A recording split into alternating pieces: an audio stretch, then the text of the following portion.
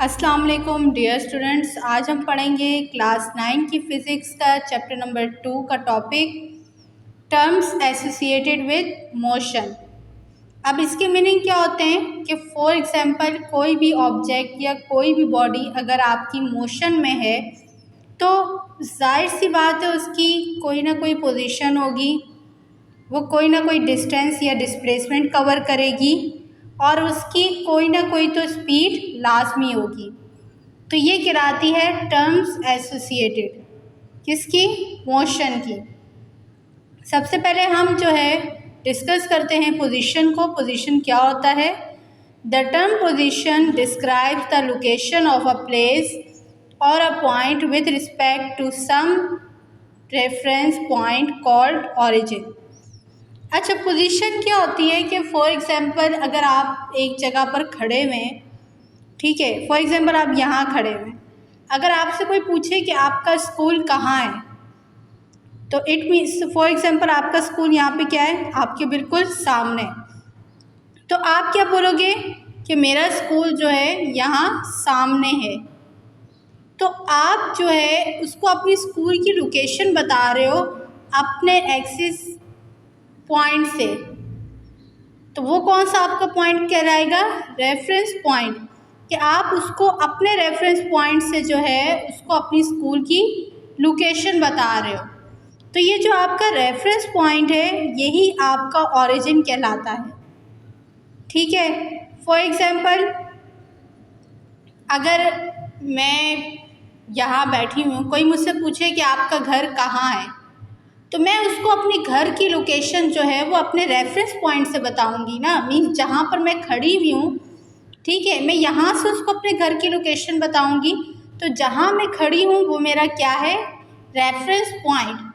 और यहाँ से खड़े होकर मैं बताऊंगी कि हाँ मेरा घर जो है वो सामने है या पीछे है या जो है यहाँ से 10 मीटर के फासले पर है। तो मैं जिस पॉइंट पर खड़ी हूँ वो मेरा कहलाएगा रेफरेंस पॉइंट, जिसे हम ओरिजिन भी कहते हैं, ठीक है। तो ये होती है हमारी पोजीशन कि आप किसी भी ऑब्जेक्ट की पोजीशन जो है वो उसके रेफरेंस पॉइंट से बताएं, या तो इसको हम कहते हैं पोजीशन।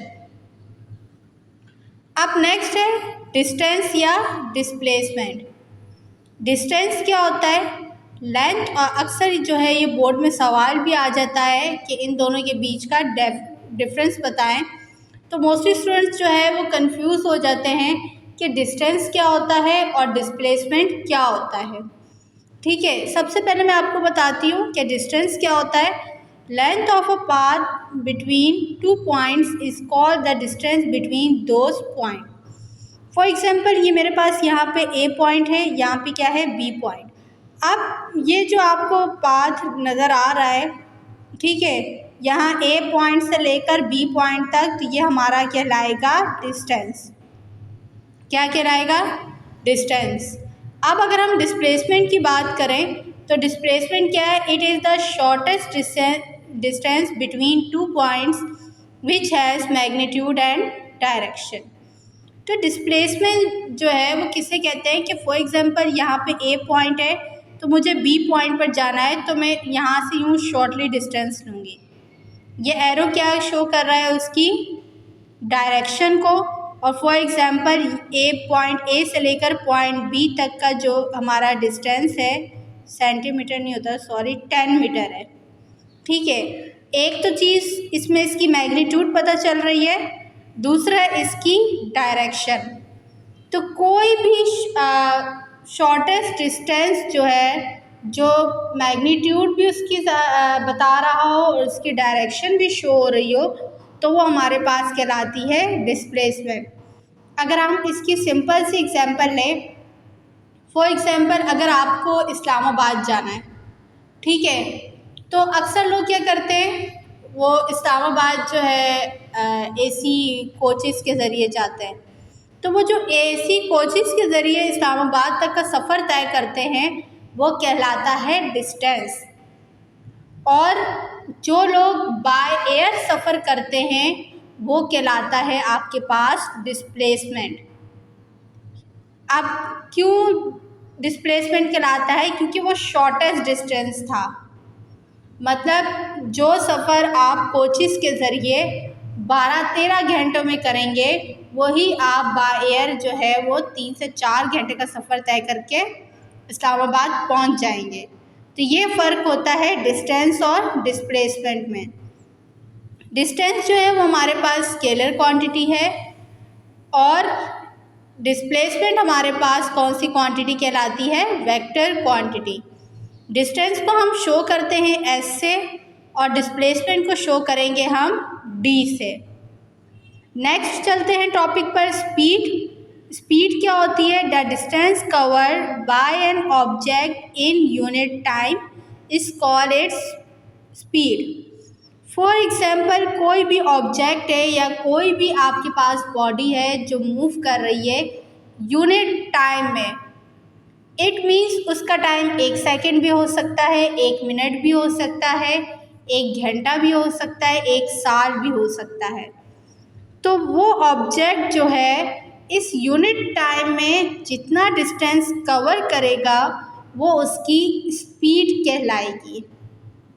ठीक है, अब हम फॉर्मूला पढ़ते हैं स्पीड का। अक्सर ये शॉर्ट क्वेश्चन भी आ जाता है, define speed and its unit, या फॉर्मूला, इस तरह भी पूछ सकते हैं। तो चलिए फॉर्मूला पढ़ते हैं। स्पीड का फॉर्मूला क्या होता है? स्पीड का फॉर्मूला क्या होता है? Speed is equal to distance cover upon time. तो शॉर्टली हमें पता है स्पीड को हम किससे शो करते हैं? v से, इज इक्वल टू डिस्टेंस को s से अपॉन टाइम को t से। अब अगर इसकी यूनिट की बात करें, unit of speed, its unit is, distance की यूनिट क्या होती है? मीटर, टाइम की क्या होती है? सेकेंड। तो इसकी यूनिट क्या होगी? मीटर पर सेकेंड। नेक्स्ट डिस्कस करते हैं यूनिफॉर्म स्पीड। यूनिफॉर्म स्पीड क्या होती है? A body has uniform speed of it covers equal distance in equal intervals of time, however short interval में बी।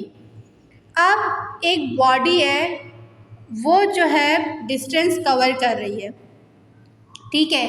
फॉर एग्जाम्पल, उसने जो है 1 घंटे में 20 मीटर डिस्टेंस कवर किया। अब नेक्स्ट वो 1 घंटे में सेम 20 मीटर डिस्टेंस कवर करेगी। इसी तरह जो है वो नेक्स्ट भी क्या होता जाएगा कि वो 1 घंटे में जो है 20 मीटर डिस्टेंस कवर करेगी।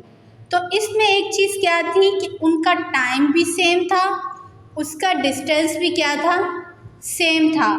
तो मतलब यूनिफॉर्म स्पीड हम उसको कहते हैं जिसमें किसी भी ऑब्जेक्ट की का जो डिस्टेंस है वो सेम रहे, बल्कि चेंज ना हो, कांस्टेंट रहे।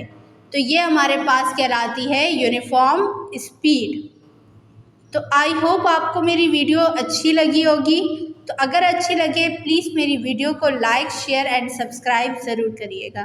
Thank you. अल्लाह हाफिज़।